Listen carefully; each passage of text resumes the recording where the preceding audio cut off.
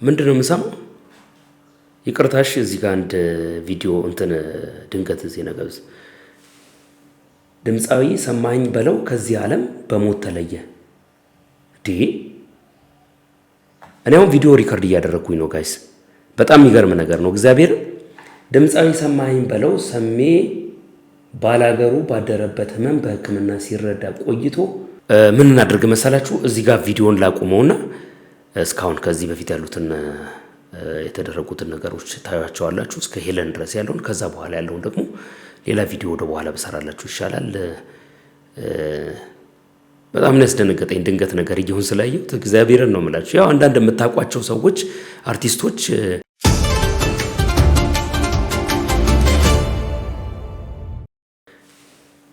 ድምፃዊ ሰማኸኝ በለው ከዚህ ዓለም በሞት ተለየ። እኔ አሁን ቪዲዮ ሪከርድ እያደረኩኝ ነው ጋይስ። በጣም የሚገርም ነገር ነው። እግዚአብሔር ድምፃዊ ሰማኸኝ በለው ሰሜ ባላገሩ ባደረበት ህመም በሕክምና ሲረዳ ቆይቶ በዛሬው ዕለት ከዚህ ዓለም በሞት መለየቱን ፋና ሚዲያ ኮርፖሬሽን ዘገበ። ድምፃዊ ሰማኸኝ በለው የተለያዩ ባህላዊና ሌሎች ይዘቶች ያሏቸው የሙዚቃ ስራዎችን ለአድማጭ ተመልካች አበርክቷል። ድምፃዊ ሰማኸኝ በለው ባለትዳርና የ4 ልጆች አባት ነበረ። ሰኔ 8 ቀን 2018። ኧረ በእግዚአብሔር በጣም የሚገርም ነገር ነው። በጣም የሚገርም ነገር ነው። በስመ አብ። ድንገት እንደዚህ አሁን ቪዲዮ ሰራ ላፕቶፔ ላይ ያስቀምጬ ነው የምሰራውና ያስቀመጥኩት ላፕቶፕ ላይ ምንድነው የቴሌግራም ኖቲፊኬሽን ይገባል ቶሎ እና ሲገባ በደንብ ይታየኛል። እንዲታየኝ አድርጌዋለሁ ማለት በደንብ በጉልህ ይታየኛል። እና ድንገት ሲገባ የቲክቫ የቴሌግራም ቻናል ላይ ነው የሚልክት የገባው። በስመ አብ ወወልድ ወመንፈስ ቅዱስ። በጣም የሚያሳዝን ነገር ነው። እግዚአብሔርን ምን አይነት ተአምር ነው በእናታችሁ። እስቲ ምናልባት ነገሮችን በደንብ እናጣራና ያሉትን ነገሮች ተመልክተን ቪዲዮ እንሰራበታለን። ትንሽ አይምሮዬ ተረብሿል። በጣም የሚገርማችሁ ነገር መልእክቱን ካየሁት በኋላ አይምሮዬ የተያዘ ወዲያው። በጣም የሚገርም ነገር ነው። እግዚአብሔርን ያሳዝናል። በትክክል ሆኖ ከሆነ እንግዲህ እግዚአብሔር ለቤተሰቡ መጽናናቱን እንዲሰጥ እመኛለሁ። ግን እጅግ በጣም የሚያሳዝን ነገር ነው። ከዚህ ቪዲዮ በኋላ በደንብ ማጣራት አደርግበታለሁ ወጥቼ ማለት ነው። እንቀጥል። ከዚህ በኋላ እንግዲህ ቤተሰብ መጀመሪያ ስቀርጽ የነበረበት ቪዲዮ ያቆምኩበት ቦታ ላይ ቪዲዮን ስታዩት በደንብ አንደርስታንድ ታደርጋላችሁ። ከዚህ በኋላ ያሉት ቪዲዮዎች መደበኛ ቪዲዮ እየሰራው በነበረበት ሰዓት ነው ይህንን ዜና ሳይ ድንገት ከፊት ያመጣሁት። እሱን እንድትሰሙት ይሁን። ከዛ በኋላ በምንገናኝበት ሌላ ቪዲዮ ጨምሬ ይዤላችሁ እመጣለሁ ማለት ነው። ድንገት የሰማኸኝ በለውን ዜና እረፍት ስሰማ ከፊት መሆን ስላለበትና ማቆም ስላልቻልኩኝ ነው ይሄንን ሰርቼላችሁ የመጣሁት።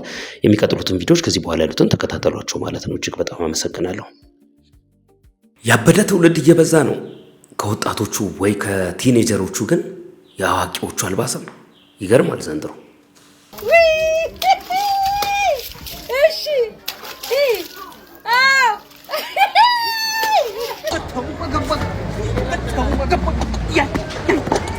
የሄለንን ይቅርታ ቫይራል ለማድረግ ሜመሮች ቪዲዮ እየሰሩ ነው። ይህን ቪዲዮ ተመልከቱት። ጥጋብ ደረቴን ንፍት አድርጎ ሆዴ ምግብ ሲጠግብ ሀብታም የሆንኩ መስሎኝ ሞጣ እውነቱንና እውነታውን እንደዚህ ባለ መንገድ ተናግሮታል። እኔ እህቴ ናት ባይዘው እንደ ኢትዮጵያዊ ነው። በጣም በስደት ውሃ ተሻግራ ነው ሄደችው። ባይዘው ዘመድላት አንድ የታመመ ልጅ አለ። ከዚህ ጉዳይ ጋር በተያያዘ ግን በውጭ ሀገር የምትኖሩ በተለይም ዱባይ አካባቢ ያላችሁ ተጠንቀቁ። የተከሰሱ ሰዎችም አሉ። የድምጽ ሪከርድም ተይዞባቸዋል ተብሏል። ምንድን ነው ሰው አትሙ እንዲሁም ተሰብስቦ ሰውን ለማምራት የመጨረሻ ሊቆም ነው ማለት ነው።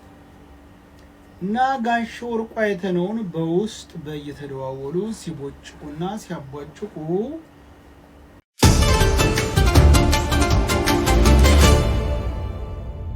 ሰላም ውድ ተመልካቾቼ እንደምን አላችሁ? እንደገና በሌላ ቪዲዮ ተመልሼ መጥቻለሁ። ዛሬም የተለያዩ ቪዲዮዎችን ይዣለሁ። እስከ መጨረሻው ድረስ አብራችሁኝ ከቆያችሁ የምትመለከቱ ይሆናል። እንደተለመደው ቪዲዮን ስትጀምሩ ላይክ በማድረግ ጀምሩ። ሐሳብና አስተያየታችሁንም በሐሳብ መስጫ ሳጥን ውስጥ በነጻነትና በጨዋነት እንድታሰፍሩልኝ ይሁን ለማለት እወዳለሁ። ብዙ ሳላንዛዛ ወደ ዛሬዎቹ ቪዲዮዎች እንለፍ። አቤት የኔ ውድ እየመጣክ ኧረ ደረስ የኔ ውድ ትርታይ እሺ ሂጅ ደርስ ምን ይዘህ አመጣህልኝ እሺ ምን የሚሉት ነው? እኔ በጣም ነው እኮ ቪዲዮ ሰዎች ያለ ዓላማ መስራት የጀመሩበት እንደዚህ አይነት ዘመን የለም። ብዙ ሰዎች 2018 ግን ያልቃል ብለው እየጠየቁ ነው። እስቲ መልስ ካላችሁ ስጧቸው። አንድ ደግሞ ሌላ ቪዲዮ እስቲ እኔ ወደርኩሽ ለኛ አካል የትነድ እኔ ምን አገባኝ በተው በገበገ በተው በገበገ በተው በገበገ በተው በገበገ የምር እኮ ነው። ግን 2019 ያራቀባችሁ ዘንድሮ ከምናየው ነገር የተነሳ በጣም ብዙ ሰዎች ጥያቄያቸው እሱ ነው። ከቀረው ይንገረን እኛ እንመጣለታለን ብለዋል ወይ እኛ እንሄድለታለን ብለዋል። ብዙ ጊዜ እንደዚህ አይነት ቪዲዮዎች ቫይራል ለመሆን የሚሰሩ ናቸው። ግን እንደውም እነዚህ በጣም ለስላሳና ብዙ ነገር የሌላቸው ናቸው ማለት ይቻላል። በጣም በርካታ ሰዎች በሚባል ደረጃ አዋራጅ፣ ክብረ ነክ፣ ራሳቸውንም ማንነታቸውንም ቤተሰቦቻቸውንም የሚያዋርድ ነገር በመስራት ቫይራል ለመሆን ጥረት ሲያደርጉ ትመለከታላችሁ። እጅግ ያሳዝናል።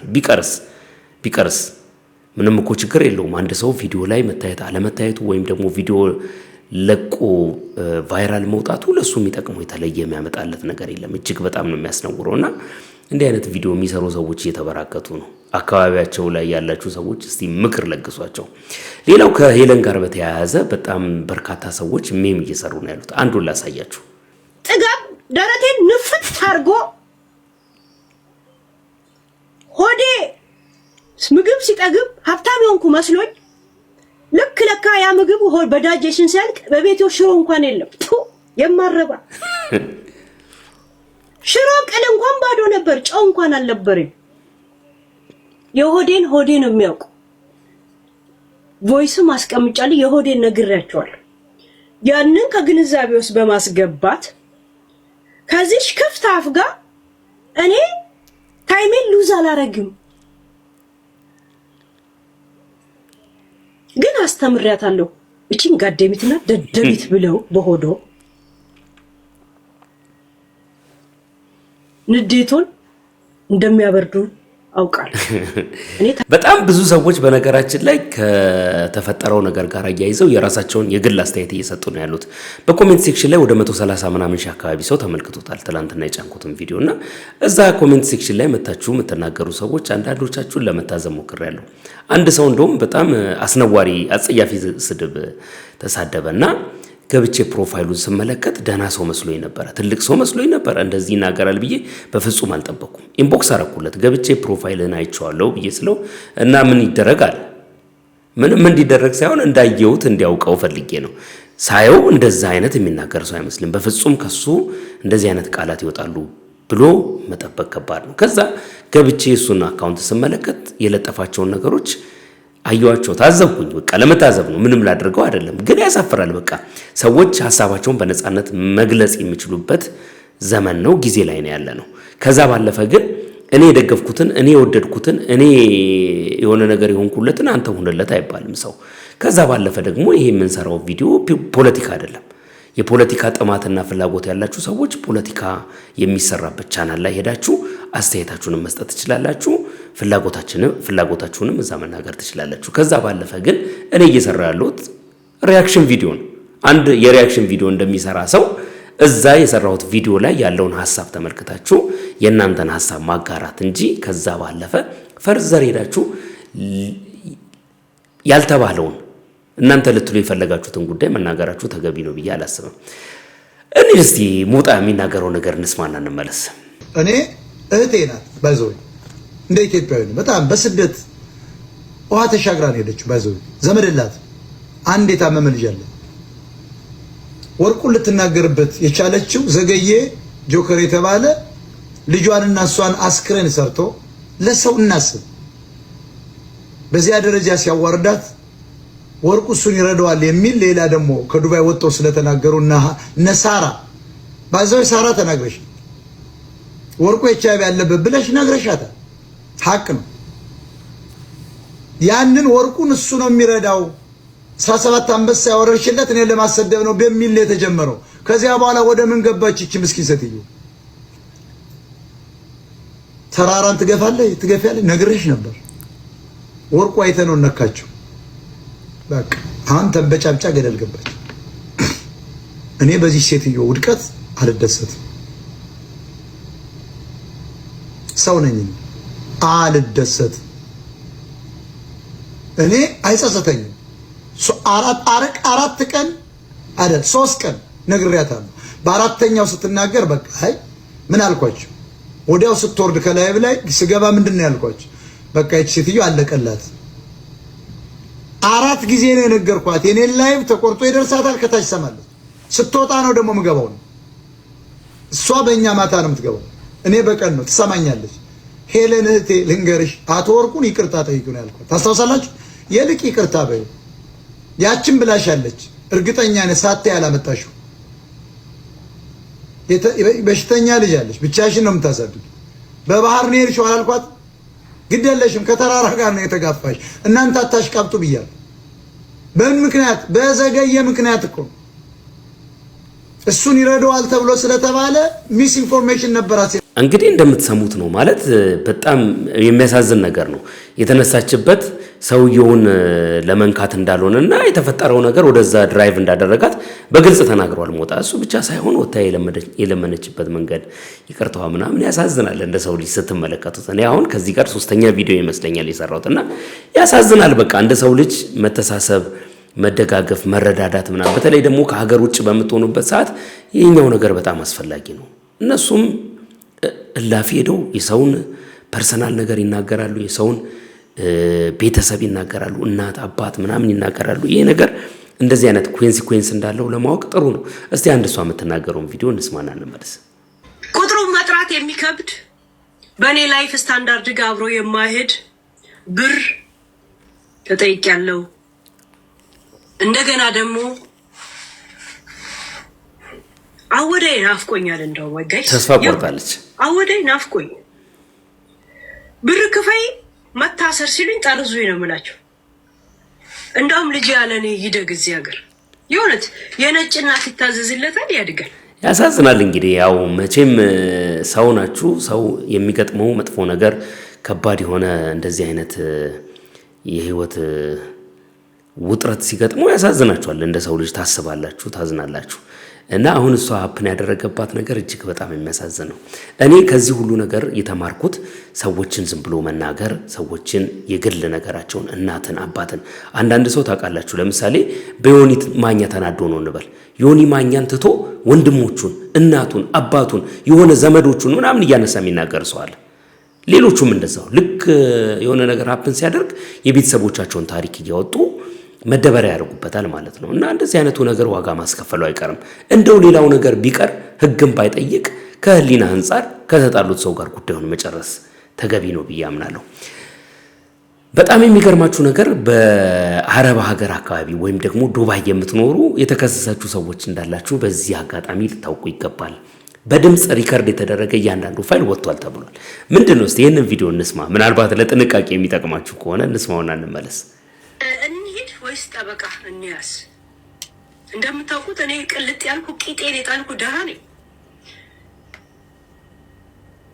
ግን እናንተ ከሀብታም ጋር መጣላት መዘዙ ብዙ ነው ለካ።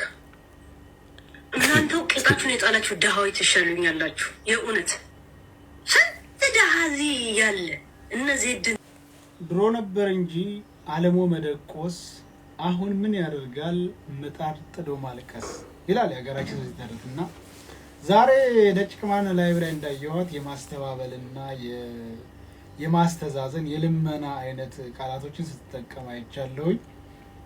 እንግዲህ ሄለን ምንም ማድረግ አይቻል፣ በለፈለፉ ባፍ ይጠፉ እንደተባለው በራስሽ አፍ ምንም ያልደረሰብሽን ሰው ሄደሽ ነግተሽ ህይወትሽ አደጋ ላይ ወድቋል።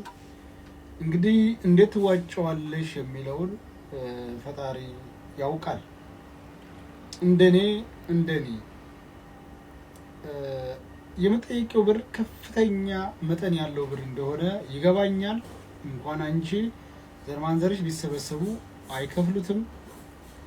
ስለዚህ ያን ገንዘብ ካልከፈልሽ ደግሞ እስር ቤት መውረድሽ የማይቀር ነው።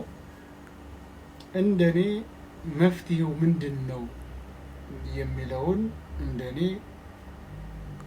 እስቲ አስቤ ነግርሻለሁ። አሁን ከሷ ባሻገር ሌላው ከባድ ግድንግት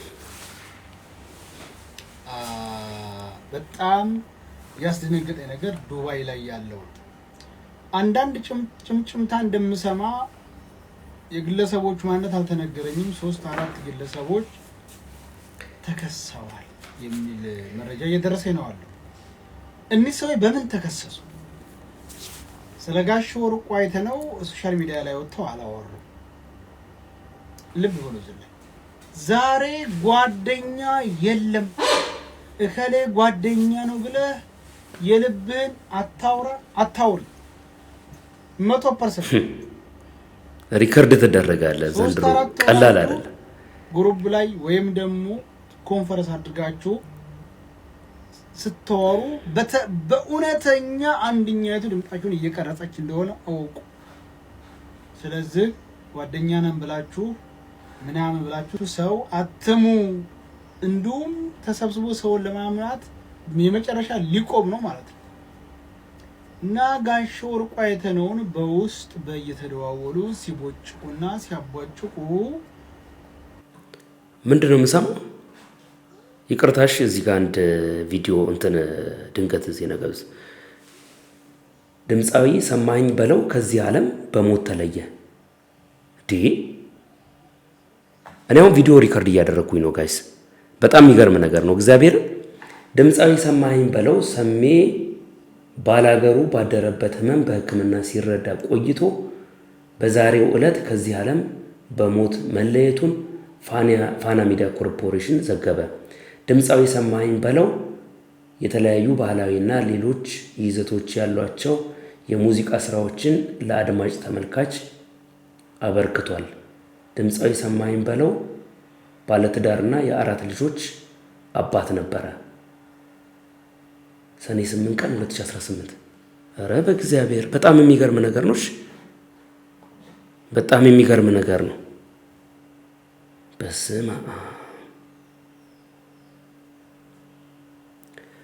ድንገት እንደዚህ አሁን ቪዲዮ ሰራ ላፕቶፔ ላይ ያስቀምጬ ነው የምሰራውና ያስቀመጥኩት ላፕቶፕ ላይ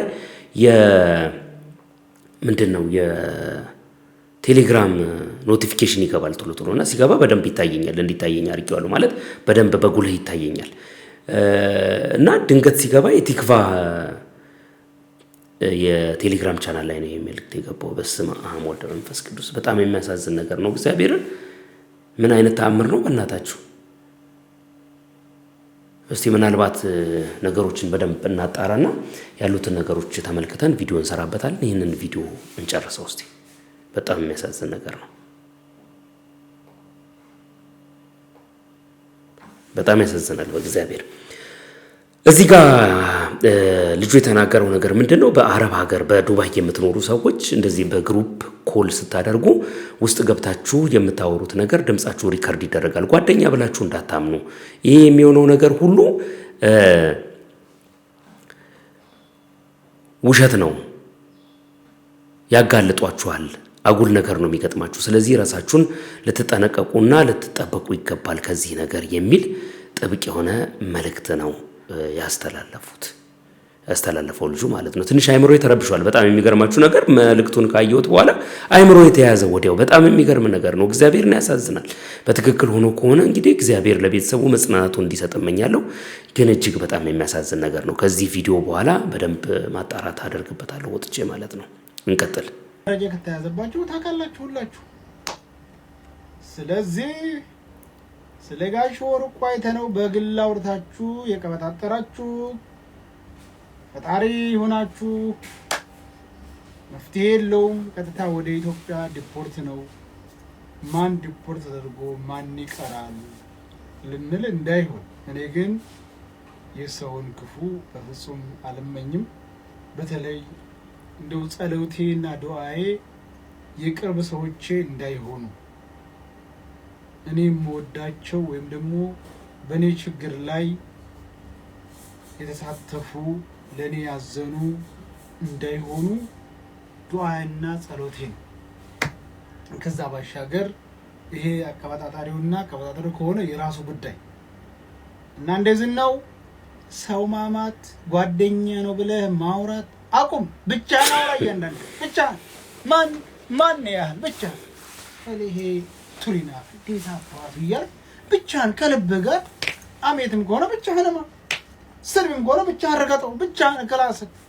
ምክንያቱም ራስን ማንም አይሰማ። እኔ ብቻዬን ማውራት ደስ ይለኛል። ብቻዬን ጠጠረ ቦታ እቅድ ያወጣለሁ፣ ፕላን አወጣለሁ፣ አወራለሁ። የምጠላው ካለ በደንብ አድርጌ ረግጠዋለሁ ብቻዬን። ያስከፋይ ካለ እከጥጥለታለሁ፣ ቦታ አበጅለታለሁ፣ የት ቦታ የሆነ ነገር መሆን አለበት። ይሄ ሁሉ ግን ብቻዬን ነው። ማንም ስንጣላ ሳንጣላ ሞቶ የሚናገር አካል የለም። ሪከርድ ተደረጋለ ዘንድሮ ቀላል አይደለም። አውሩ ጓደኛ የለም ምናምን የለም። ስተዋራ እየቀረጸ መሆኑን እወቅ። ስልካቸው አውቶማቲክ ነው። ደውል አድርገህ ሲያነሱት አንድ ብሎ ይጀምራል። የምታወራ ሁሉ ይቀረጻል። በሆነ አጋጣሚ ያወጡና እንደዚህ ስትል ነበር ተብለህ ትከሰሳለህ። የሆነ አመኔታ ታጣለህ። በጣም ከባድ ነው ይሄ ዘመን ከባድ ነው እና እንደዛ ነው እላችኋለሁ። ሰላም አለይኩም። ምን እናድርግ መሰላችሁ? እዚህ ጋር ቪዲዮን ላቁመውና እስካሁን ከዚህ በፊት ያሉትን የተደረጉትን ነገሮች ታያቸዋላችሁ እስከ ሄለን ድረስ ያለውን። ከዛ በኋላ ያለውን ደግሞ ሌላ ቪዲዮ ወደ በኋላ በሰራላችሁ ይሻላል።